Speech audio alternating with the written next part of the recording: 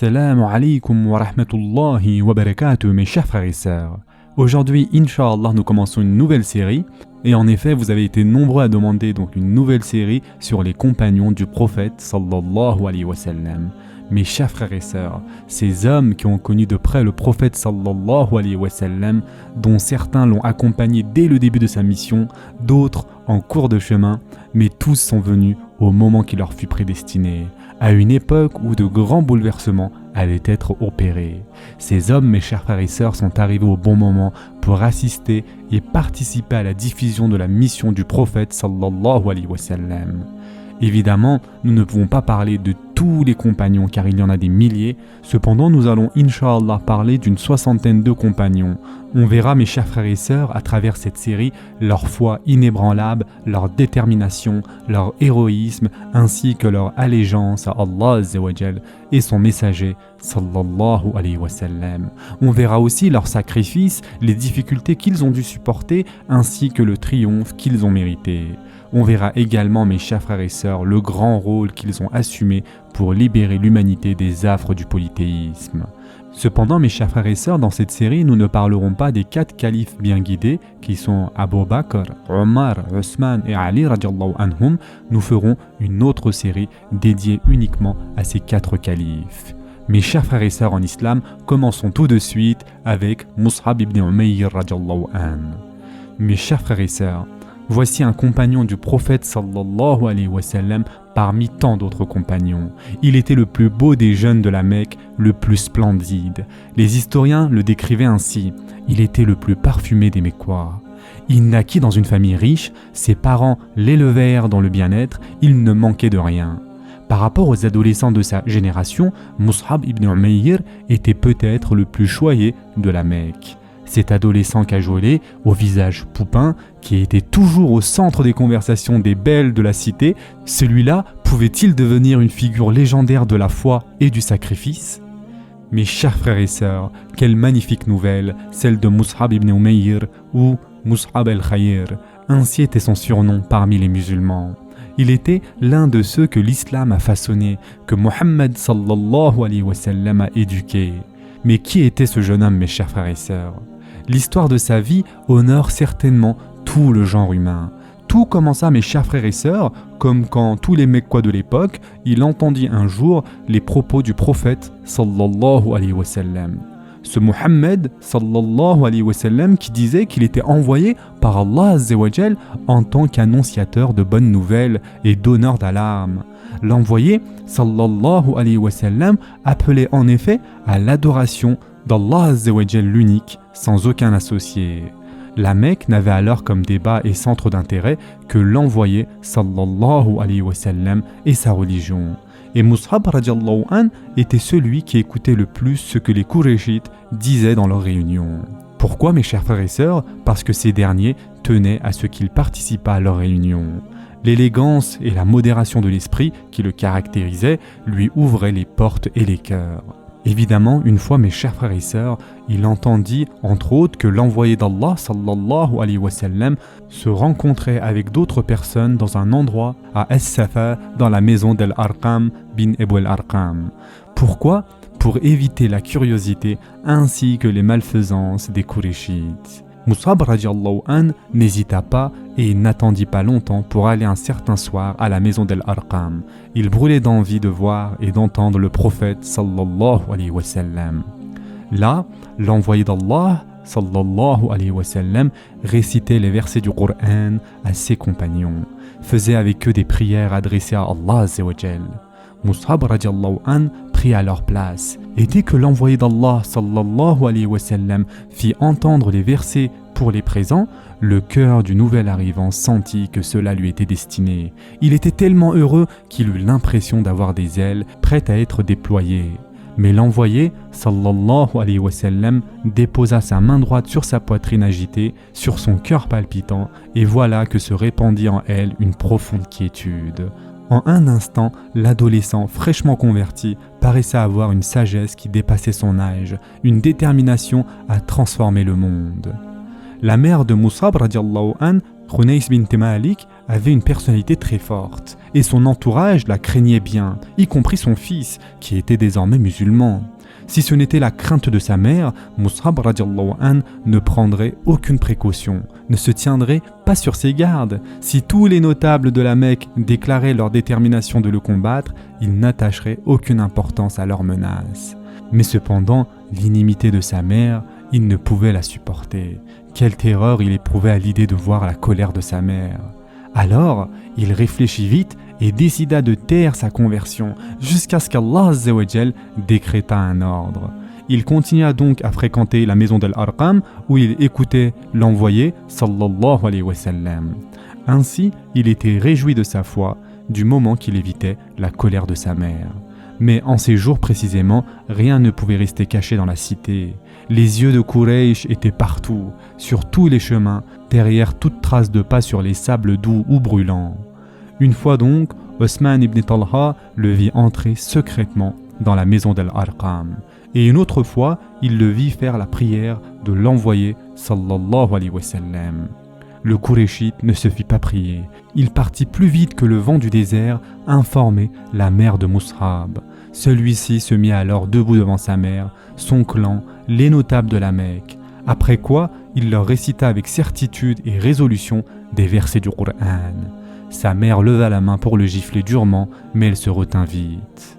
Cependant, elle eut recours à un autre moyen. Pour venger l'affront fait aux idoles de Quraysh, elle l'emprisonna dans un coin retiré de la maison et le soumit à une surveillance rapprochée. Mus'ab radiallahu anh était resté ainsi jusqu'au jour où il entendit que des croyants allaient s'exiler en Abyssinie. Par une ruse, il réussit à s'échapper à ses gardiens et à sa mère pour rejoindre l'Abyssinie en tant que muhajir. Mes chers frères et sœurs en islam, Mus'ab radiallahu anh s'y établit un temps avec ses compagnons, puis il revint avec eux à la Mecque. Puis, il refit le voyage avec les compagnons à qui l'envoyé d'Allah sallallahu alayhi wa sallam avait donné l'ordre de s'exiler. Que Mus'ab radiallahu anh fût en Abyssinie ou à la Mecque, l'expérience de la foi qu'il s'était acquise vérifia sa supériorité en tout endroit. Il avait façonné sa vie selon le modèle apporté par l'envoyé d'Allah sallallahu alayhi wa sallam. Un jour, à son arrivée à une assemblée de musulmans avec l'envoyé sallallahu alayhi wa sallam, ces dernières baissèrent la tête, détournèrent leurs regards. Certains d'entre eux pleurèrent, parce qu'ils le virent vêtu de vieux vêtements rapiécés, lui qui n'avait que les plus beaux vêtements avant de devenir musulman. Alors l'envoyé d'Allah sallallahu alayhi wa sallam eut cette bonne parole pour Mus'ab radiallahu anh. Mus'ab que voici, je l'ai vu alors qu'il n'y avait pas à la Mecque deux garçons plus favorisés que lui chez ses pères et mères. Puis il a laissé tout cela par amour pour Allah et son envoyé. En effet, sa mère lui avait interdit toute subvention après avoir perdu espoir en son abjuration. Elle lui avait refusé toute nourriture parce qu'il ne voulait plus adorer les idoles de Quraysh. La dernière fois que Mus'ab radiallahu anh avait vu sa mère, c'était lors de son retour d'Abyssinie, quand elle avait essayé de l'emprisonner de nouveau. Il avait alors juré de tuer celui qui aiderait sa mère à l'emprisonner. Elle connaissait bien son fils quand il prenait une décision. Sur ce, tous se séparèrent, les larmes aux yeux. Le moment des adieux avait découvert une réalité singulière. D'une part, une détermination de la mère à rester dans la négation, et d'autre part, une détermination du fils à rester croyant. Quand en le chassant de la maison, elle avait dit « Va à tes affaires, je ne suis plus une mère pour toi », lui s'était approché d'elle et lui avait dit « Ô mère, je te suis un conseiller, j'ai de la tendresse pour toi. Atteste donc qu'il n'y a de divinité qu'Allah et que Mohammed est son serviteur, son envoyé. » Elle lui avait répondu furieuse « Je jure par les étoiles étincelantes, je n'adopterai jamais ta religion. Mon opinion serait discréditée et ma raison serait traitée de faible si je le faisais. » Ainsi, Mus'ab radiallahu anh avait-il quitté librement le bien-être dans lequel il vivait pour se retrouver dans le dénuement. On le vit désormais porter un habit rude. Il mangeait un jour mais ne mangeait pas des jours. Son âme rendue gracieuse par une foi sublime, resplendissante par la lumière d'Allah Azza wa Jal, avait fait de lui un autre homme qui inspirait charme et considération. En ce temps-là, l'envoyé sallallahu alayhi wa sallam le choisit pour une mission très importante, celle d'être son ambassadeur à Médine. Mus'ab radiallahu an y enseignerait l'islam aux Ansar qui avaient prêté allégeance à Al-Aqaba, convaincrait donc d'autres Médinois de se convertir, préparerait Médine pour la venue du prophète sallallahu alayhi wa sallam. À cette époque-là, il y avait des compagnons plus âgés, plus honorables et plus proches du prophète sallallahu alayhi wa sallam. Mais le prophète sallallahu alayhi wa sallam préféra Mus'ab radiallahu an tout en sachant qu'il lui donnait la plus dangereuse mission du moment, car il lui mit entre les mains le sort de l'islam à Médine. Mus'ab radiallahu an assuma alors sa mission grâce à ce qu'Allah azza wa jal lui avait octroyé: esprit équilibré, bon caractère. Par son ascétisme, son élévation, sa sincérité, il gagna le cœur des Médinois qui se convertirent par groupe. Le jour où il était entré à Médine, il n'y avait que les 12 musulmans d'Al-Aqaba. Quelques mois plus tard, mes chers frères et sœurs, leur nombre grossit. Et lors du pèlerinage de l'année suivante, c'est-à-dire celui qui venait après l'allégeance d'Al-Aqaba, les Médinois envoyèrent une délégation les représentant devant l'envoyé d'Allah sallallahu alayhi wa sallam. Cette délégation emmenée par Mus'ab radiallahu an était constituée de 70 croyants et croyantes. Ainsi, Mus'ab radiallahu an confirma-t-il le choix de l'envoyé d'Allah sallallahu alayhi wa sallam. Il avait bien compris sa mission, il avait su qu'il était un musulman qui ne faisait que la communication, qui appelait les hommes à la guidance, au chemin de rectitude, à Allah azza wa jal. À Médine donc, où il était l'hôte de As'ad bin Zarara, Mus'ab radiallahu an allait avec celui-ci dans les réunions, les maisons, les tribus, pour réciter aux gens ce qu'il avait appris du livre d'Allah azza wa jal, pour prêcher la parole d'Allah azza wa jal. Sa tâche n'était évidemment pas sans danger. Un jour, alors qu'il était en train de prêcher à des gens, il fut surpris par Usayd bin Hudayr, le seigneur des Benu Abd al-Ashal. Ce dernier tenait fermement une lance. Son visage ne cachait pas du tout sa colère contre celui-là, qui venait semer le trouble parmi les siens, les appelait à se détourner de leur Dieu, leur parlait d'un Dieu seul, inconnu d'eux.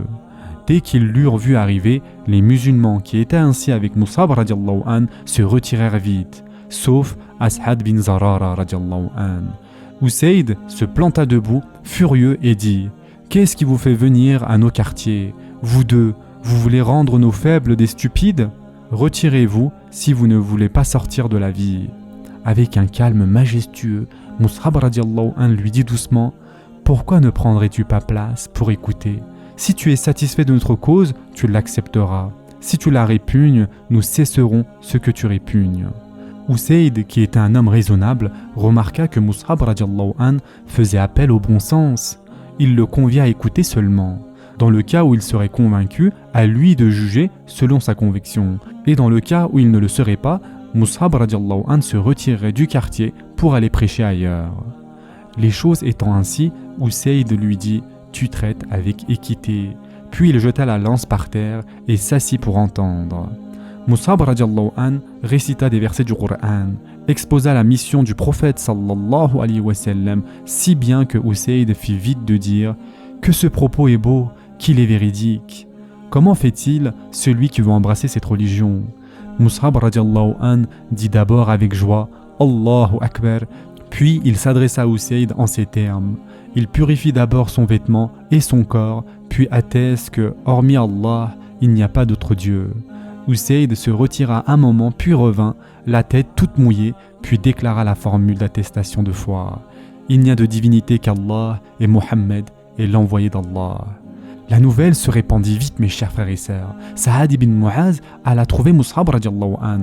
Il l'écouta lui aussi, se convainquit et se convertit. Sa'ad bin Obada fit de même. Les habitants de Médine se dirent les uns aux autres: si Usayd ibn Hudayr, Sa'ad ibn Mu'az et Sa'ad ibn Obada sont devenus musulmans, pourquoi alors sommes-nous en retard? Allons trouver Mus'ab radiallahu an et croyons avec lui. Ils disent que le vrai sort de sa bouche. Les jours passèrent, mes chers frères et sœurs, et l'envoyé d'Allah sallallahu alayhi wa sallam émigra à Médine avec ses compagnons. Les Qurayshites se réjouissaient de leur haine, continuaient leur chasse inique des adorateurs d'Allah azza wa jal. Puis il y eut la bataille de Badr, où ils reçurent une défaite qui leur fit perdre leur bon sens. Ils projetèrent de prendre leur revanche. À cet effet, ils prirent plus tard le chemin de Uhud. Les musulmans se préparèrent de leur côté. L'envoyé d'Allah, sallallahu alayhi wa sallam, se mit devant les rangs à la recherche du combattant qui prendrait l'étendard. Il appela donc Mus'ab radiallahu anhu. Celui-ci s'avança et prit l'étendard. Mes chers frères et sœurs en islam, la bataille se déclencha vite, si bien que les combats atteignirent leur paroxysme. Les archers désobéirent à l'ordre du prophète sallallahu alayhi wa sallam en quittant leur position sur le mont. Après avoir vu bien sûr la déroute des associants qurayshites, leur désertion de la position fit vite de transformer la victoire musulmane en défaite. Les musulmans qui étaient sur le champ de bataille furent pris de court par les cavaliers qurayshites. Quand les Quraysh virent la débâcle et la panique des musulmans, ils cherchèrent alors l'envoyé d'Allah sallallahu alayhi wa sallam. Mus'ab radiallahu anhu se rendit vite compte du danger. Et pour détourner leur attention, il leva haut l'étendard et lança un retentissant takbir avant d'avancer et d'aller s'ilonner sur les champs de bataille.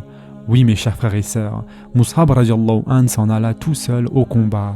D'une main, il tenait l'étendard et de l'autre main, il faisait parler son sabre. Mais l'ennemi était nombreux. Voici la déclaration d'un témoin qui avait assisté à la bataille. Le jour de la bataille de Uhud, Mus'ab radiallahu anhu a pris l'étendard. Quand les musulmans ont fui, lui a résisté avec l'étendard. Alors le cavalier Ibn Qamiya est venu, lui a coupé la main droite. Tandis que Mus'ab radiallahu anhu disait « Mohammed n'est qu'un envoyé, d'autres envoyés sont arrivés avant lui. » Il a pris de nouveau l'étendard avec la main gauche, mais l'autre s'est penché et la lui a coupé. Mus'ab radiallahu anhu s'est penché encore pour prendre l'étendard avec le reste de ses bras qui restaient en disant « Mohammed n'est qu'un envoyé, d'autres envoyés sont arrivés avant lui. » Alors, à la troisième fois, l'autre l'a transpercé avec une flèche. Mus'ab radiallahu anhu tomba et l'étendard aussi. Mes chers frères et sœurs en islam, il était tombé après avoir combattu courageusement. Il pensait que s'il tombait, la voie serait libre pour les assassins. C'est pourquoi il se consolait en disant à chaque fois qu'il recevait un coup de sabre « Mohammed n'est qu'un envoyé, d'autres envoyés sont arrivés avant lui. » Cette parole de Mus'ab radiallahu anhu sera un verset révélé que les musulmans réciteront à jamais. À la fin de la bataille, on retrouva le corps du shahid endormi face contre terre. Son vertueux sang enduisait la terre. Il était ainsi, peut-être parce qu'il redoutait de voir l'envoyé d'Allah sallallahu alayhi wa sallam atteint par un mal quelconque, ou peut-être qu'il était confus au moment de mourir, de ne pas avoir pu défendre et protéger l'envoyé d'Allah sallallahu alayhi wa sallam. Ô Mus'ab, tu es auprès d'Allah à jamais. Rien que le fait que l'on se rappelle de toi procure à la vie un parfum particulier. Puis l'envoyé d'Allah sallallahu alayhi wa sallam et ses compagnons allèrent sur le champ de bataille pour faire leurs adieux aux shahid. Devant le corps de Mus'ab radiallahu anhu, des larmes abondantes avaient coulé. Khabbab radiallahu anhu disait « Nous sommes sortis en exil avec l'envoyé d'Allah sallallahu alayhi wa sallam sur le chemin d'Allah azza wa jal, en vue de la face d'Allah azza wa jal. Ainsi notre salaire incombe-t-il à Allah. Parmi nous, il y en a eu qui sont passés sans avoir mangé de leur salaire dans leur vie ici-bas. D'entre eux, il y a Mus'ab bin Umayr radiallahu anhu. Il avait été tué lors de la bataille de Uhud. Pour l'ensevelir, on n'avait trouvé qu'une namira. Quand nous la mettions sur sa tête, ses pieds se découvraient. Et quand nous la mettions sur ses pieds, sa tête se montrait. L'envoyé d'Allah sallallahu alayhi wa sallam nous a alors dit « Mettez-la à partir de sa tête et mettez sur ses pieds des branches de la plante d'Ithkir. » En dépit de la douleur profonde due à la perte atroce de son oncle Hamza radiallahu anhu, en dépit des autres compagnons tombés sur le champ de bataille, dont chacun représentait pour lui un monde de sincérité, de pureté et de lumière, l'envoyé d'Allah sallallahu alayhi wa sallam s'arrêta devant la dépouille de son premier ambassadeur pour lui faire ses adieux. Certes, l'envoyé sallallahu alayhi wa sallam s'était arrêté devant le corps de Mus'ab radiallahu anhu. Puis les yeux remplis de tendresse et de sensibilité pour son compagnon, il avait dit « Il est parmi les croyants de vrais hommes qui avérèrent les termes de leur pacte avec Allah azza wa jal. » Puis il avait jeté un regard peiné sur le linceul avant de dire « Ô Mus'ab, je t'ai vu à la Mecque en un temps où tu avais sur le corps la robe la plus raffinée, la boucle de cheveux la plus belle, et te voilà maintenant avec des cheveux ébouriffés dans une bourda. » Puis l'envoyé d'Allah, sallallahu alayhi wa sallam, avait dit à haute voix, à l'adresse de tous les shahids, « L'envoyé d'Allah atteste que vous êtes les témoins auprès d'Allah au jour de la résurrection. » Puis il s'était tourné à ses compagnons vivants pour leur dire, « Ô gens, rendez leur visite, venez à eux et saluez-les. Par celui qui détient mon âme dans sa main, si tout musulman les salue jusqu'au jour de la résurrection, ils lui rendent le salut. » Ce sera tout pour aujourd'hui. En attendant, prenez soin de vous mes chers frères et sœurs et à très prochainement, Inch'Allah.